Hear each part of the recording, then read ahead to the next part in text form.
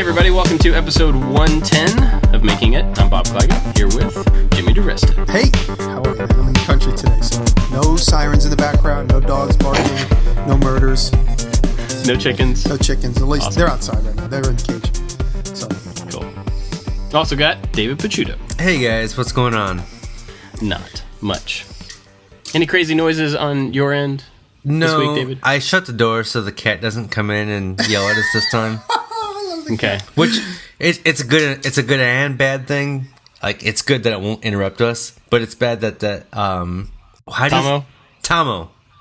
He's not going to make an animated video of our cat yelling at everybody. That was my favorite thing he's ever done when the cat was meowing. It was so good. It was really good.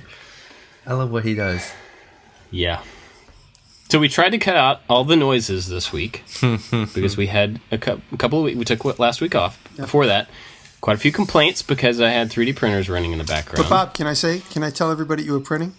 Bob was printing a silence shield that is right now over his head. So he 3D printed this big plastic shield of silence. And that's why you don't hear the printers anymore, because they're printing some other thing. Something to that effect, yeah. The cone of silence. I blew that joke because you guys are too young to remember. The cone of silence is from Maxwell Smart. Hi, Agent 99. Yeah. Cone of silence. Joke. Never mind. Well, what have we been up to this week? Jimmy, what about you? I'm in the country this week, and I am proactively working on trying to get that gas station in order. A lot of times I bring things up on the podcast and I don't follow through with them because life gets in the way, but I do actually need to move out of the city. And this place, although it's in major need of repair, Taylor and I are very much in love with the idea of trying to fix it. And the landlord is working with me to try and figure out a way that the repairs will directly impact the rent. If I spend $10 to fix this, he's going to take it directly off the rent. And so I'm really trying to make this happen. So I spent some time with him this week. Thursday, I have to go to the town meeting because in this particular town, there's zoning and there's all kinds of hurdles that need to be met and insurance and all the red tape that would prevent anybody from typically following through with a difficult challenge like this.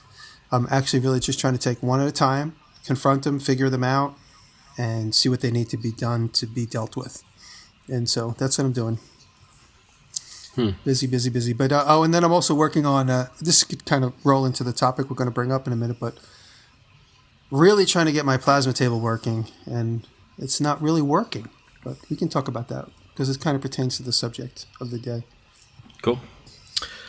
For me, I haven't really been home much over the past week, dealing with some personal family issues, which maybe we'll talk about next time. Not ready for that yet, but so I haven't done a whole lot, although I did about a week ago I got a Glowforge and I got nice. I got one of the pre-production models like Bob, and on the day that I got it I decided to make a project and film it. The day that it arrived, it happened to be the day that my cameraman Eric works with me, and so we filmed me cutting out a little air freshener. And I cut it out of a thin 1/8 inch piece of plywood and then sandwiched that between two pieces of green construction paper and made a little tree air freshener. And the wood would have some essential oils hanging, or we rub pine essential oils on there so it would smell like those tree car fresheners. And genius. What's that?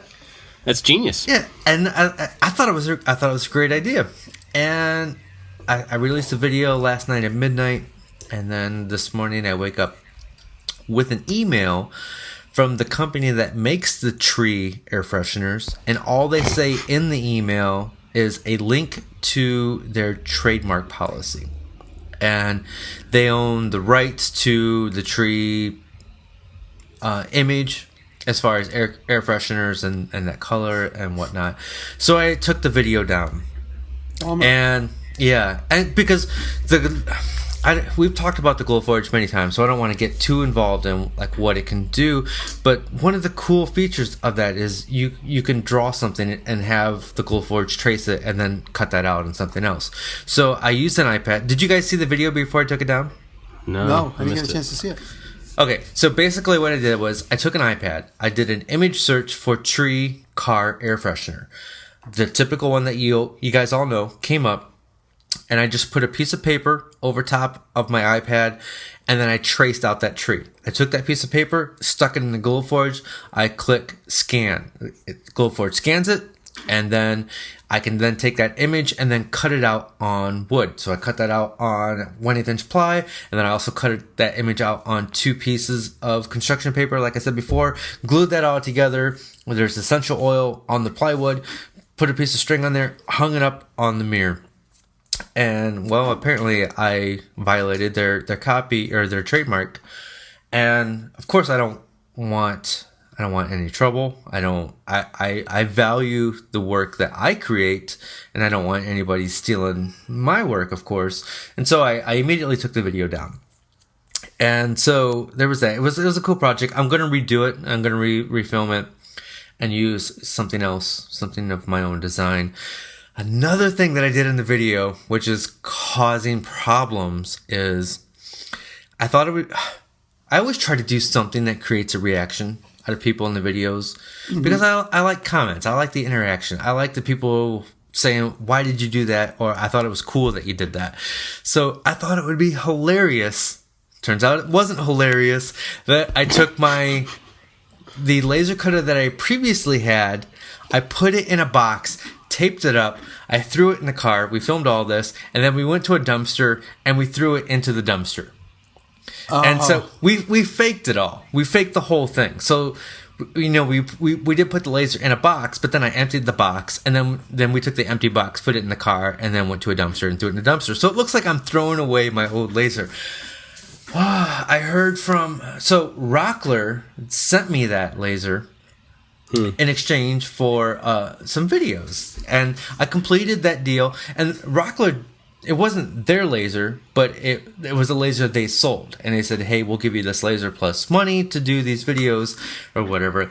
And I just thought I was being funny by throwing my old laser away. I didn't think anything of it. It's like throwing good food away in front of people. Yeah. It's like, even in the video, like I dissed Festool because I'm using a Black & Decker drill to drill something, and the drill dies, and I'm like, oh, I'll use my backup, and I pull out the Festool drill and use it. So I'm like, nobody ever. It's a level playing field with me. Like nobody is better than anybody else. And so I thought, I'm just being funny. I'll get people like, I can't believe you threw your laser away, or that was a funny thing that you faked it. I thought it would be obvious that I faked it. So I haven't responded to Rockler yet. I will after the podcast or whatever. Why, did they come back on you and say... Rockler has been very, very awesome and very cool with everything I've ever done. We have a great relationship, and they're just like, they just want to make sure like I don't have any problems with Rockler. I don't have any problems with the maker of that particular laser. So I have to type up that email later today. So it's so funny that it was a short video. It was a 5-minute video that caused so many problems. And here we are. So I had to take down the video. I'm going to reshoot it. When you reshoot it, you know what? The air freshener should be 2 of these. And Jimmy is throwing up an obscene gesture. So it turns out that company that makes those air fresheners, they do not mess around. You do a search for that company and lawsuits, they sue everybody that violates their trademark policy. Like they own that tree image, they own that market. That's theirs. And so I am not messing with them. I took the video down. I am not even going to say anything bad about them. I'm just going to come up with my own thing and reproduce it. So all this happened today. Both the email from Rockler and the email from Little Trees or whatever they're called. So I'm and then dealing with all my bunch of personal family issues. Like today is a pretty heavy day over here. So seems like it. Here we are. I'm just trying to have fun, guys. That's all I want to do. Back off, big air freshener. Can you read my shirt? Oh, nice. Can we just have some fun? Did you make that? Yes. There's a cool, maybe this is going to be my pick of the week because I don't have a pick of the week, but there's a website It's made by a company called Threadless, where you can go and insert any text that you want, and then you pick a font, you pick the font color, you pick the shirt color, and they will screen print. It's actually screen printed the shirt that you want. And so I had a shirt that said, "Can we just have some fun?" Yeah. Nice. Rough time over awesome. here, guys. I'm glad we're doing the podcast because I need the podcast. I need you guys to cheer me up.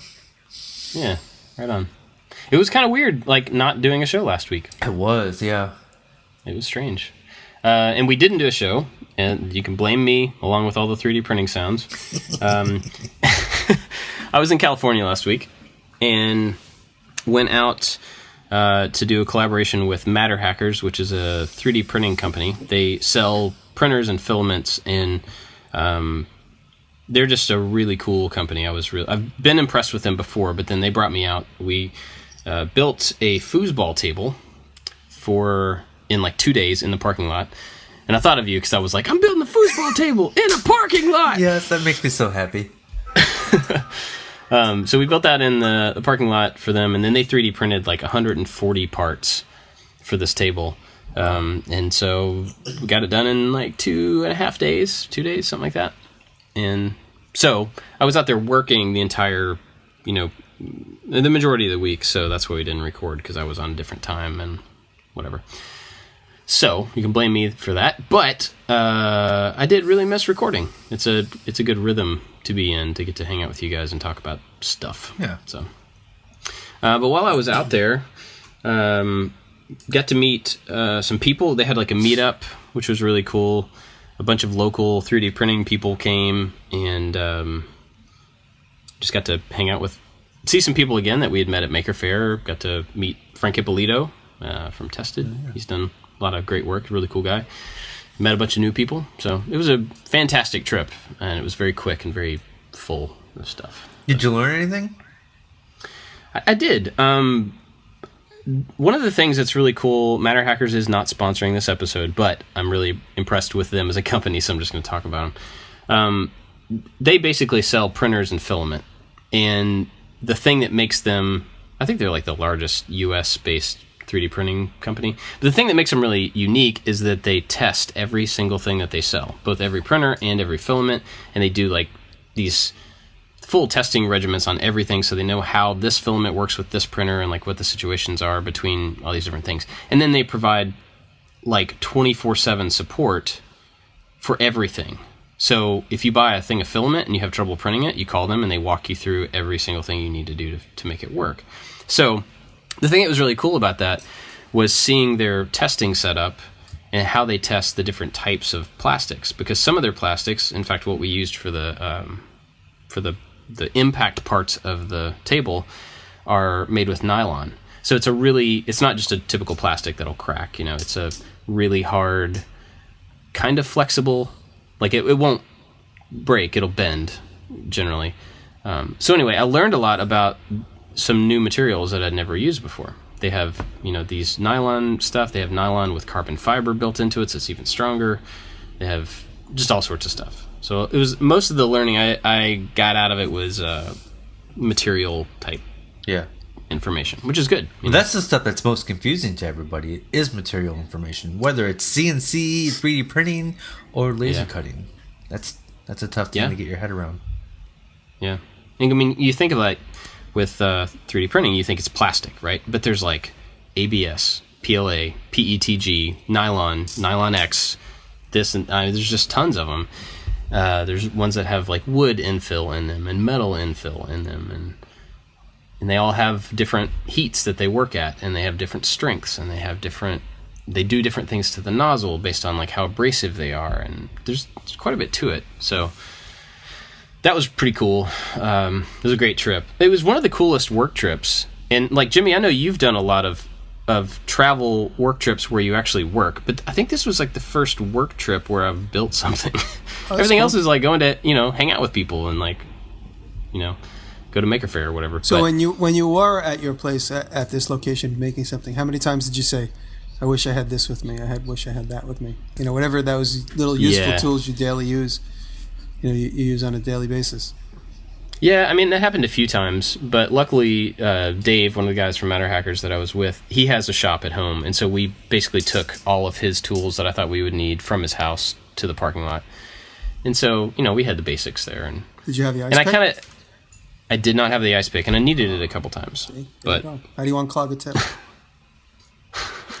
They have lots of stuff there to unclog them. But I didn't have my knife. I reached for that like a million times. Yep. Stuff like that. But anyway, it was a good trip. But I think we have a topic that's kind of come up in a bunch of different ways. So I'll lead in here. So last week, oh man, I don't know how I want to do this because I don't want to call out individual people who leave comments and like give them attention. But the last episode, if you didn't listen, I had 3D printers running in the background because I was doing work and I was, I had prints running for 24 hours, 14 hours, and they just happened to overlap the time that we were recording the show.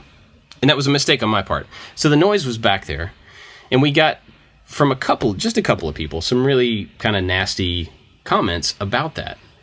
And one of the things that happened was somebody called us, said something like amateur hour, which brings up a really good point that I think we want to talk about. We are amateurs. And so I think I don't know, I think we should talk about that. There's a certain charm in being an amateur. Well, Absolutely. I want to talk about maybe that in particular, but I also want to talk about not being perfect. Like that's something that everybody can relate to. As far as our projects that we do, not everything has to be 100% perfect. Yeah, I think it's really important. And so, I mean, I think we all kind of do this, but I actively leave my mistakes in videos so that people are encouraged that like everybody makes mistakes. And usually, if I make a mistake, I'll show how to fix it.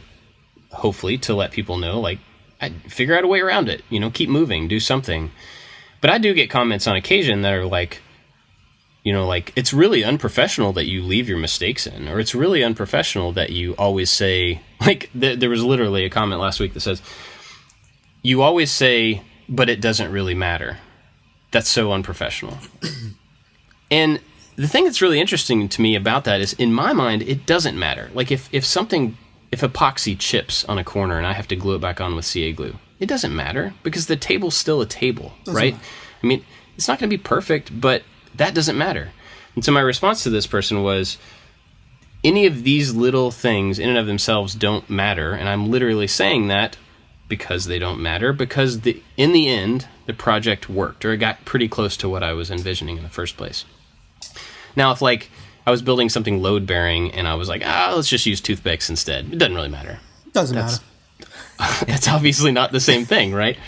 But I don't know that I've been called out, but in a different way, maybe, where sometimes I'll say, let's just finish a project and let's just work with what we have, and I'll get called out and saying, why would you ever do something where you're not putting your best effort forward?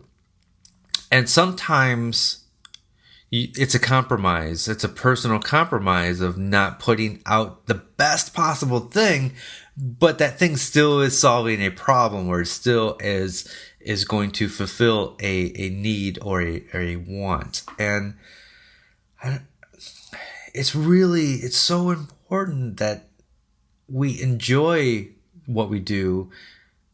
And I think perfection gets in the way of progress. Perfection causes us to not enjoy what we do. Just make the thing, have fun making the thing, and Can I if say it comes something? out, yeah, go please. I'm sorry, I'm just No. rambling You here. just reminded me of something before I forget. People that are perfectionists, and now I'm going to get a lot of hate mail for this, are not fun to hang around with. They're like party poopers. So if you're a perfectionist to the point of like, it's either perfect or it's not going to happen at all, don't watch, because like you're a bummer. Well, Sorry, let that hang there. there goes the audience. we'll let that sit in for a little bit. I'm talking about a couple people in particular. Yeah. I won't say who, but if you're a perfectionist and it's like, then don't try. It's just so annoying. This kind of goes back to what we talked about before the cameras started rolling. It's a thing where there's two sides to the story. I mean, if you create something that is absolutely perfect in your mind, it's definitely going to take you longer than something that's not perfect. And it's definitely something you can be even more proud of. But sometimes you just have to let things go so you can move on to the next thing. So there is progress. So you can move on. So you can take that mistake and learn from it and say, oh, next time I'll do this. Now I know this. As creators, we can share that. We can say, hey, this project didn't come out perfect, but you guys can possibly learn something from my mistake. I'm going to move on because I don't have time, but now you guys know. Yeah, I just want to clarify. The people that pick on us that are perfectionists, you're the bummers. But there are perfectionists out there that I learn from and I talk about all the time. But they're not saying, hey, I am a perfectionist, therefore you should be a perfectionist. I see like machinist videos, and these guys are perfectionists. They're not looking at what we do and calling us out. You know, I get a lot of the sponsorships I get and the compliments I get because I'm not a perfectionist, because I'm a sloppy artist, because I don't do everything perfect. Because you're a real person.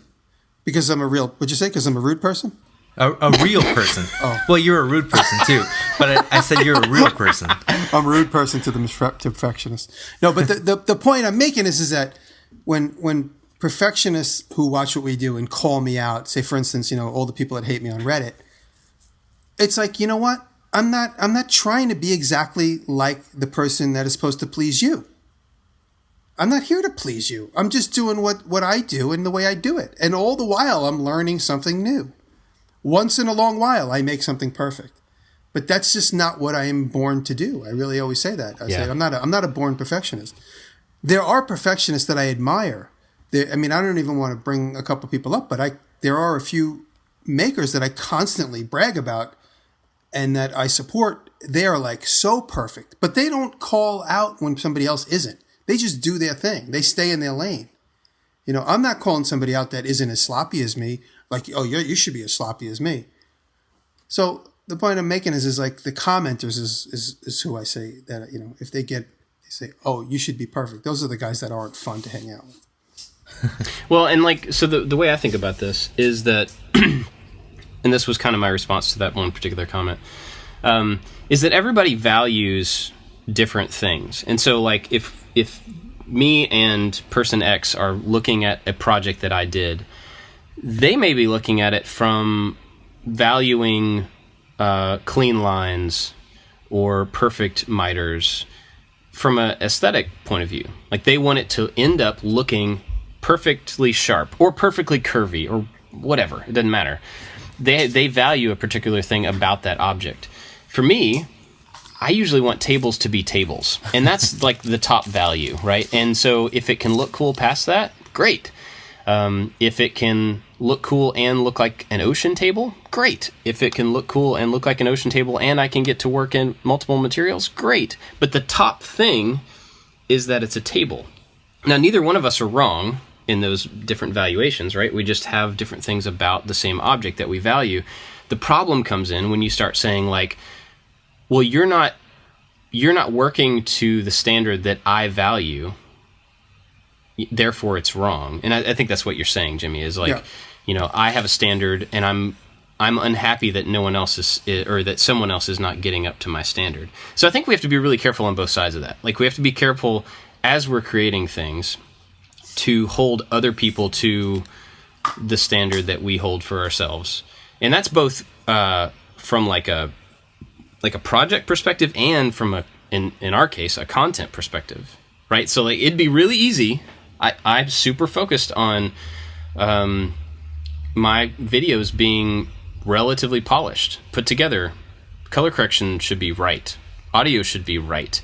And it's super easy for me to hold other people to that standard, but that's not right. Like, that's not okay. Other people are doing amazing work and not making great videos, but that doesn't make the work any less amazing. It's a content. It's just a different valuation, you know? Yeah. So getting to a very specific topic, which is this podcast. Bob, can I ask you what your radio background experience is? Well, I spent the 90s... No, I have zero. Jimmy, what's your radio background experience? I've been listening to Howard Stern since 1986. Right. And then I can see you guys. I can see where you're at. Bob, it looks like you're in your shop. Is your shop set up for proper audio diffusion and isolation? Yeah, I mean, like I like to bounce sound off of a wall of 3D printers, and then I have back here I have a bunch of cardboard boxes. I like to bounce sound off those because they really bring it back to the microphone. Yeah, it's good. We call that audio color, by the way. Oh, okay, cool. And Jimmy, what's behind you? I call it too. Behind me is my bank of special effects, sound effects of car sirens and hustle and bustle in the city, and dogs barking and chickens. And The point of all this isn't to say, not to call anybody out, but we do this podcast because we're three different people with three different perspectives doing three different things, and we're just at our computer and we're recording this podcast because we each feel like we have something to say and we can contribute to a conversation. And we don't have the facilities to record something super spectacular and radio broadcast quality. And what I hear something. What's that? Oh, there's an ambulance driving through my bedroom. Sorry. Jimmy's building's on fire again. So we do try our best. I promise you, we do want clean audio. We do want something that sounds super high quality broadcast type sound, but it's just not possible with what we do in our schedules. This podcast, maybe I'm going too far with this, but this podcast isn't how we make a living. This podcast is a way for us to hang out and share our experiences with a larger group of people. Am I right? Am I wrong? No, that was actually, we were talking about comments going back and forth, and one of the commenters go, well, if my living depended upon clean audio, of course I said, we do this for free. And he's like, of course you do it for free. It's paid for by the fans. I'm like, we don't get paid. This isn't our living. I'm not quite sure like what his argument was. But you know what this whole thing reminds me of? Like, and this kind of goes back to what my blasphemous comment a couple minutes ago was, is I spent a lot of the 90s hanging around with filmmakers that constantly spent time talking about the Red camera, the new digital SLR that had a full sensor. The one thing they never ever talked about was content. They were so wrapped up in the perfect camera. Well, when I get my $20,000 Red camera, that's when I'll start making movies. You haven't made one movie, not even on your Pixel camera, not even on a 8mm camera. What makes you think a $20,000 camera is going to immediately give you the talent to start putting a story together? Yeah. Or content together. So it's kind of the same thing. It's like, the people that comment like, oh, I would have perfect audio if I had a podcast. You don't even have anything to say because you're too worried about what's the perfect microphone to pick. And, it's so many people spend so much time worrying about being perfect that they'll never get anything done. But they're really certainly good at pointing out other people's imperfections. Yeah. It's all three of us. We don't have, even when we film our videos, I don't have the ideal shot. I don't have the ideal lighting. Maybe I don't even have the ideal camera, but it's more about the story. It's more about the content of what I'm trying to do, and that's really important. I know all three of us get a lot of questions like, what camera do you use? What software do you use to make your videos? And really, that's like such a small percentage of what I think is a quality video, and it's more about like, well, it's the creativity. It's maybe how we shoot it. My video could be shot on an iPhone or an Android phone. It's like we're trying to come up with a creative project, and we're trying to bring that to more people in a creative way. And the technology to do that is way less important than the content itself. And that's the same conversation. If you replace the words camera and software with table saw and chisel. Oh my goodness. It's the same thing. Yeah. It's the exact same thing. It doesn't matter the brand of tool that you can afford. It doesn't matter whether it's used or new. It doesn't matter any of that stuff. If you are trying to make a thing and using what you have at your disposal, and you make a thing, then you made a thing. A thing that wasn't there before you started. And I know for me, and I think for both of you, that's like one of the biggest things that I want people to take away from my content, from this podcast, from my videos. I want people to be inspired to make a thing that didn't exist before they started. Yeah. And I don't have to have perfect audio to do that. They don't have to have perfect tools to do that. And it doesn't matter if they have a Craftsman and I have a saw stop. It doesn't matter. Yeah. None of that stuff should get in the way of you making something. Yep. And again, I don't want to pick on anybody. That wasn't the point of us talking of course about not. this. No, it's just not at all. We're here. We're like, we don't care. It's like, it's 4:30 or it's 5 o'clock. It's time to record the podcast. Let's just all stop what we're doing and get together and do it, no matter what the situation is. And Jimmy can't predict when New York is going to have the next fire or heroin overdose. You don't have the ambulance schedule handy? I do, but it changes all the time. That's the problem. Oh, yeah. No, so what's funny is the people that have commented, the people that made those tweets. Let's see if they tweet this Friday. Then we know that we really actually didn't lose them to the sound effects. I would love that. I would like to say, okay, I am at fault at something here. If I can apologize. So somebody tweeted something about the quality, and it's really hard. Oh my God, we're gonna have to cut this out now. This isn't perfect. Yeah. Yep. David dropped his headphones. So let's just start over. I lost my headphones. Let's start over. So I would like to say something that I want to apologize. I don't always handle every situation in the best manner. A lot of times your first reaction to something isn't the best reaction. So somebody said something, and I don't even remember this person's name. I'm sorry. And I quoted their tweet in a new tweet saying, I'm sorry. Unfortunately, this is something that we do for fun. The quality is always not going to be there. I think I wasn't mean in my tweet, except for the fact that I tweeted it. I didn't do a direct reply. I did a retweet quote, which went out to my entire audience. And what that did was cause a bunch of other people to chime in and voice their opinion. And there was a bunch of people stood up for us, which is great, and it caused other people to say, yeah, I agree, the quality is terrible. And maybe I should have just directly replied to him and not made it available to my entire audience. I'm a human being. I'm at fault for having an initial reaction. Sometimes I'll read a comment on my YouTube videos, and my first gut reaction is to say, well, screw you. I'm doing what I want to do, and I'm sorry you don't like it.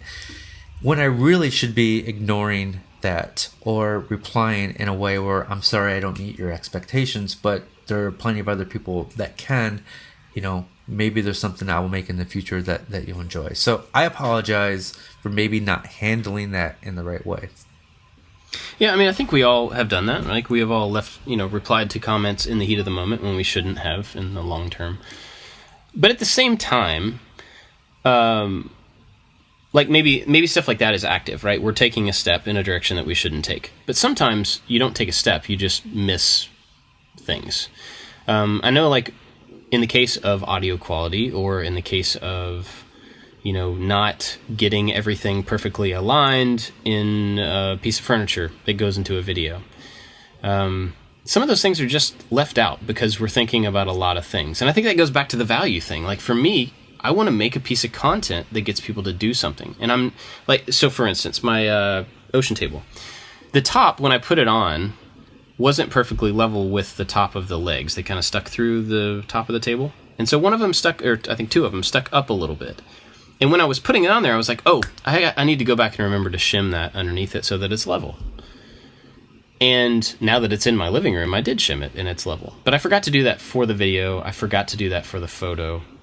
And that was something several people were like, why would you put in all this effort to make this table and not just go back and sand down that leg? And I understand that. Like, I get the reaction. It was a huge amount of work, and they thought I just quit at that little point. The fact of the matter was, I was thinking about making a table and making a video and doing my speaking stuff, and I just can't remember it all, right? I just kind of left it out. And I'm not a What was that? I'm sorry. Oh. Jimmy's got a soundboard up. I'm not apologizing for not doing all the things, but I'm just trying to give some people some perspective because I don't think I did anything wrong. Dave, I think your cat's in my room. Sorry, guys. What's up, kitty? Yeah. Anyway, there's a lot of stuff, right? There's a lot of things wrapped around anybody making anything. There's what they want to get out of it, what they want to put into it, what their goals are. And then anybody that sees that is going to have a whole different set of stuff that they're looking at. And we all, I think, should just be a little more patient with other people's creation, you know, and let them create what they have or what they're interested in, and you know, not step into it too far. I do want to point out that what you see of me on YouTube is a filtered version of me. What you are seeing is an edited version of what I want you to see of me. So that guy that you see on YouTube, that's not me in every day. Like when Kelly comes home, I'm not like, oh, how are you doing? You know, and so that'd be amazing if you did that every time she walks Just into trying the to house. have fun. and she rolls her eyes. And what I'm trying to get at is the video is a story, and sometimes that story needs to be edited, and not every single piece is in there, but you have to fill in your own gaps. So you had to level the legs. You didn't think that was going to add to the story, that maybe to you that's an obvious thing that needs to be fixed, that can be fixed off camera, that's going to add time to the video, that could possibly decrease engagement, because if the video is too long and somebody loses interest, they're going to move on to the next thing. So we're always trying to filter things, and everything you see is not the actual thing. If I showed you 35 minutes of me sanding this cutting board that I'm working on, my goodness, that'd be a boring video. But you have to fill in the gaps. You have to assume that, oh, I sanded all those parts and I went through 4 different grits, right? Yeah. And I don't think it's a matter of like, I'm not saying you're doing this, I'm speaking for myself. I don't think it's a matter of like making excuses for things that we do differently than people. I think it's just about like being a little more, like backing off a little bit from other people's process of creating whatever it is they're creating, whether we're talking about videos or furniture or food, whatever, it doesn't matter. You know, just realizing that we value different stuff and being patient. You know, I mean, there's a lot to be said for being encouraging and kind, even if you don't agree. Yes. And that has nothing to do with making. That has to do with like being a human around other humans. That's hard. It's hard. It is. But, like kids, for instance, I don't agree with everything my kids do. I don't agree with their choices pretty often. I don't agree with the way that they talk back to me or the this and the that. But in general, you know, I have to do correction there, obviously. But being encouraging and kind to my kids is setting an example for them to do that to other people. So it's not always about forcing them into being what I want them to be. It's about like acting out what I want them to be so that they will pick it up. And I think that goes the same way when you're in YouTube comments, right? If you want to see people be kind, then be kind. And I don't know. That's how I live. I mean, I think that's just kind of a good rule to go by. But it softens a lot of the friction between people who are different if the goal is encouragement rather than being the one who's right. So. Yep. It's funny when people have to proclaim that they're going to withdraw their support. It's fun. You know, when somebody like proclaims that they have to withdraw their support, I picture a giant baby in a diaper, like holding a bottle. Like that's every time somebody says that, I'm going to withdraw my support, I'm going to unsubscribe, and they really mean it. You know, we all say it in the community joking around, but when somebody says it with like meaning, I think, wow, this person really needs attention that they have to stand up and proclaim this. It's like, I really feel bad for them. I know I'm trying to make a joke of it, but I honestly, my gut feeling is, wow, I feel like a little bit of sadness for this person. That this is their important time of the day, and this is the way they gather attention is by declaring that they're no longer going to support a free thing that millions of people support anyway. I think it's one of those. It's a reaction thing. You didn't have time to think. You're just reacting. Like, I don't like what you're doing. I'm unsubscribed. I'm mad, and I need to let everybody know. And maybe there's a better way to say that. I think what they want to say is, your content is not for me, and I want you to know that. And unfortunately, I can't make content for everybody. Yeah. Otherwise, my content would be very bland, right? It would be nice if they say, it's not you, it's me. I'm unsubscribing. Well, that's hard. I think that's hard for any of us to you, admit or even recognize, right? It's hard for us to recognize that the thing that we don't get enough out of is actually based on our own expectation rather than the output of that person or of that thing. Yeah. It's hard to recognize in the moment. You know, that's like I go to a movie and I watch the movie and I walk out and go, that was a horrible movie. Not necessarily. That movie didn't meet the expectations that I had for it. Whatever it was I wanted to get out of that movie, I didn't get. It doesn't mean it's a bad movie. Right. Are you talking about Lego Batman? No, because Lego Batman was awesome. It was. Anyway, I don't want to beat this in the ground, but I do want to say, and I think David already said this, but for anybody that's listening, this conversation is kind of organic, and we're just figuring it out as we go. But we genuinely appreciate feedback from people about things that can be improved. It's not that at all. I think we value that. But also, I think we all want to be really clear about the fact that we're making it up as we go along. We are figuring this out. We are not always going to do things right or correctly. Some of us will play with our phones and make noises while we're recording on purpose. So don't hold back the feedback. Except for Jimmy. You can give Jimmy some feedback about his soundboard. Jimmy, give me your phone. Give me your phone. Hand it over. Hand it over. No. And I'm sorry if I sounded defensive. I think I'm having another one of those reactionary things. I know that, I'm going through a pretty difficult time. We'll talk about my difficult time in a future episode because I'm going to want to talk about it and how it can positively affect what I do. But I know that other things in my life actually affect on how I react to things. And I'm noticing this now, and it affects my mood. It can potentially affect my relationship or whatever. And I'm trying to be conscious of all this and just trying to stay calm. And I'm sorry if I sounded very defensive this episode, but this is one of those topics that's really close to me because I do have a natural reaction to want to defend myself when somebody calls me an idiot. You know? Yeah. Mm-hmm.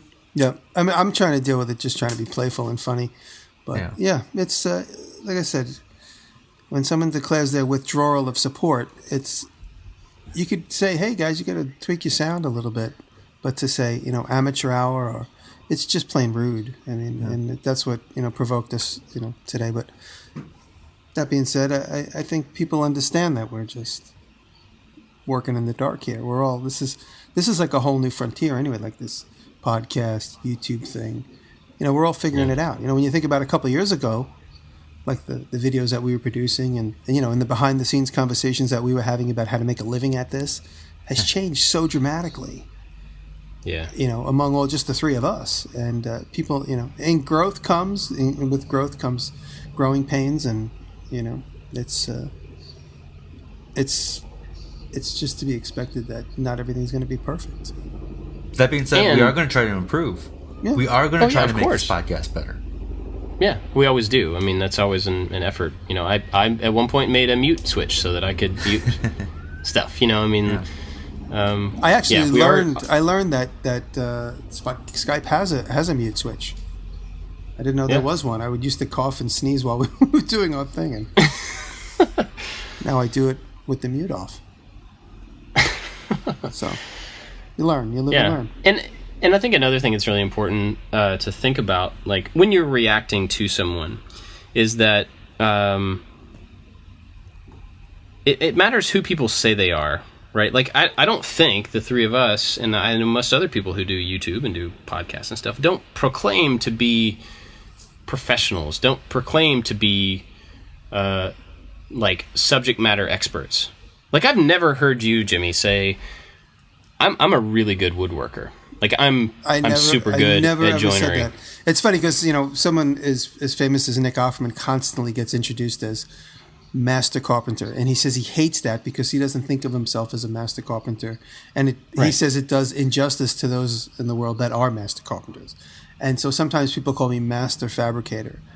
I say, I'm not. The only thing I'm a master at is writing my name on stuff. And people will say that about me on Reddit. And I agree with it. I'm still figuring stuff out. You know, I guess if I'm a master at anything, it's experimenting. And, you know, and I'm not really, you know, there's lots of YouTubers. I even call out Peter Brown this week because Peter inspired me to do my Core 77 video.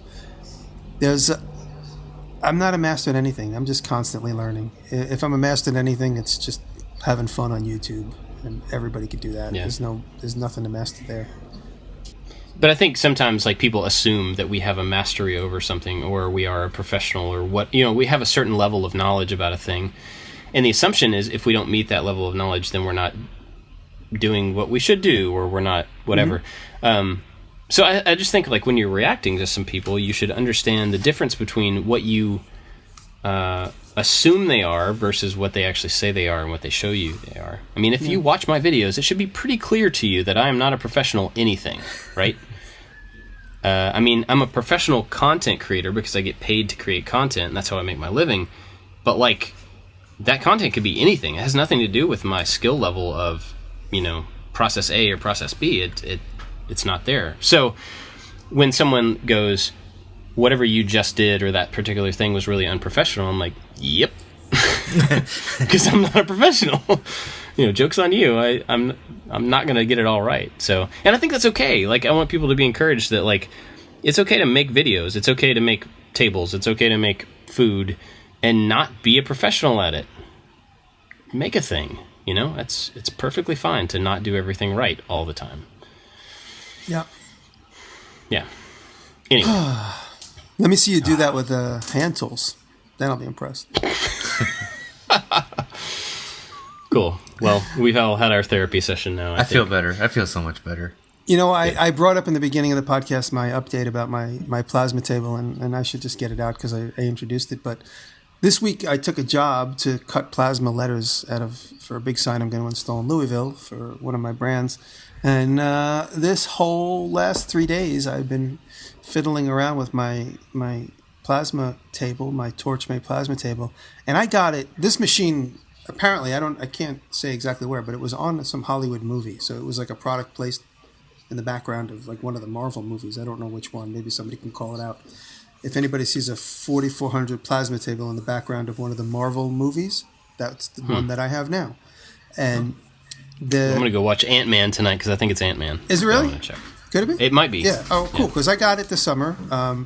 Well, just in the fall I got it. And I haven't been able to set it up because I haven't had electric. I finally got electric to it, and I've been fiddling around. One of the biggest problems is it came in pieces, and so I had to put the box, you know, the AccuMove controller on. And if somebody might have noticed this week, I tweeted, does anybody have one of these things? Please call me because I don't know what I'm doing. So I had a lot of problems. And so I finally got on the phone with the guys there, and they're amazing support team, and they talked me through it. I sent them a bunch of pictures, and they're like, wait, who put that wire on? I was like, I didn't do it. They're like, what is this over there for? I said, I didn't do it. And then I explained to the technician, this machine lived somewhere else before I got it. And so he's like, okay. So he really kind of did the once over. I went through some of the interior controls and the control panel into the computer, and we changed some settings. And after running some diagnostic tests with him on the phone, he's like, okay, you might need a new this and a new that. And so they're going to send me some parts and walk me through installing them. So I just wanted to give everybody an update. So this week I had to cut these letters, these plasma letters. And so I had no alternative but to go to Albany Steel and ask them to do it for me because my back was to the wall. And so if they weren't able to do it for me in a timely manner, I was just going to freehand them with the plasma cutter myself. So, but I got a call just before the podcast began that Albany Steel is going to cut 1/2-inch thick letters for me on their own plasma table, which is, you know, a giant industrial machine, which could probably cut 8-9-inch thick steel. So I'm looking forward tomorrow evening. I'll be able to get my hands on those letters and I'll tweet some pictures of them. So that's my update. It's just, you know, when we go through this new technology, it's, you know, we're not experts.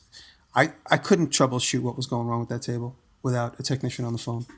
And it was a very frustrating experience, but I kept my mind open and I said, you know what, this is just a piece of technology that I have to learn and get past. And within a week or two, I probably will be able to start firing it up and cutting some stuff. But It's just the timing didn't work out because I wanted to include it in this next video, but there's plenty of time to include it in other videos.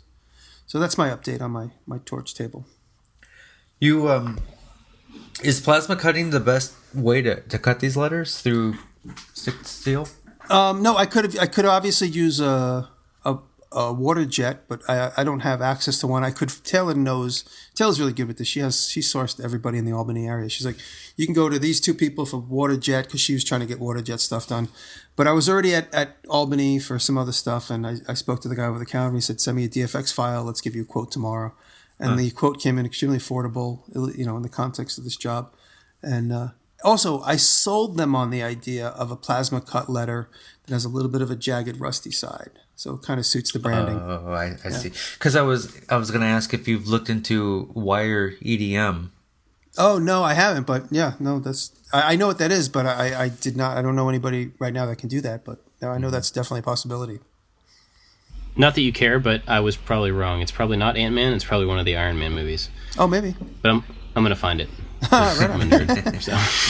They never told me. They just said it's on the set of a Marvel movie and it's a secret. And I said, okay, cool. And then it showed up here, and I'm like, I guess they're done filming that Marvel movie, whichever one it was. And so to put it in context, I was supposed to get it in like July or August, and I didn't get it till like October, which is fine. Just, like I said, I didn't have the electric in place at the time, and now I do. And so I'm just moments away from firing it up, but I just got to get past these few technological problems. Nice. Cool. Well, you guys been watching anything? Listening to anything? Well, I've been away from my computer for basically a week, so I haven't been watching any YouTube videos, and that includes your guys's. But I did see some tweets today, and I don't have any links for me, so you might have to do your own research. But it looks like YouTube is going to start doing some live streaming of ABC, NBC, CBS, ESPN, like based Really? on your city. And it looks like YouTube is going to try to replace your cable company. Awesome. Huh. So that's my pick. And I know they announced that today. I haven't looked into it yet, but it's something that maybe you can research on your own. Cool. So you guys are gonna laugh at me. I'm nostalgic. I'm a nostalgic Yorkie lover. My two best friends in the world, Woody and Lucky, I had for 15 years approximately, and they both passed just in this last year. And so I've been a little nostalgic for Yorkie. So I started looking online a couple weeks ago, and I found this channel called Me So Mini Misa. I will send you the link, guys. MESOMINIMISA, and it's Misa is a little Yorkie. She's probably about 3 years old now, who does about 50 tricks, maybe more. It's amazing. The owner of this dog talks to this dog, and this dog just does everything. She gets in the car, she pushes the cart, she plays dead, she prays. This little Yorkie is the cutest thing. So Taylor came in the other day. She's like, I can't believe you're like a 50-year-old man. You're sitting here watching a Yorkie on probably some kind of Japanese-inspired YouTube channel, because the owner sounds like she's Japanese, teaching the dog how to do all these tricks. And it's just the cutest thing. I just can't wait to get my hands on another baby Yorkie one of these days. Oh, Nice. That's all. Awesome. That'll make somebody happy. Good. So mine it's somebody I met while I was in California, and I didn't think about it until just this very moment, but the name of his channel is very similar to yours, David. You make something. His channel is called Make Anything. It's a guy named Devin, and it's a 3D printing channel, so it's like all about doing stuff with 3D printing, and he has a really fast growing channel. He's grown it up to over 100K in a very short amount of time. But he is a really cool guy and just makes stuff with 3D printing, and it's like climbing holds and a chess set, and like he's made some like puzzle things and custom glasses, and I don't know, lots of stuff, and it's really interesting, and it's growing very quickly, so people who are interested in 3D printing might be interested in it as well. The glasses reminded me, I never said what my video was that's coming out this week, but I made a pair of wooden sunglasses. And David, I know you made like eyeglasses recently. Have you ever made a pair of sunglasses? I have not, no. For some reason I thought you had. I know some other people have, and I've looked for videos, but for some reason I was thinking you had as well. Steve Anyway, Carmichael did a great video maybe a year or two Yeah. ago of making sunglasses. Yeah, and I called his out in my video because that's cool. Yeah, I found his and I was like, oh yeah, I remember this. Anyway, so that's my video coming out this week, is some wooden sunglasses. Nice. The foosball table won't be for another couple weeks, probably. Yeah, so I think that's it for this week. Got to thank our Patreon supporters, especially Luis Gonzalez and Make, Build, Modify. They're our top supporters, as always. And grateful for everybody that helps us out over there, even though we're not perfect. Thank you, guys. Especially because we're not perfect, because we need the support, I guess. My goal this summer is to try and be more perfect. No, be who you are, Jimmy. Be who you I'm are. a sloppy mess that doesn't know how to do anything. Cool. Well, I guess that's it for this week. Thanks for listening, everybody, and we'll see you next time. Thanks, guys. Appreciate the support. Sure, brother. Yes. Love you, Dave. Oh, I love you, Jimmy. Yes. I love you too, Bob. Thanks. You won't say it. I love you. I love both of you so much. There. Is that what you want? Say it like you mean it. I do mean it. I love both of you guys.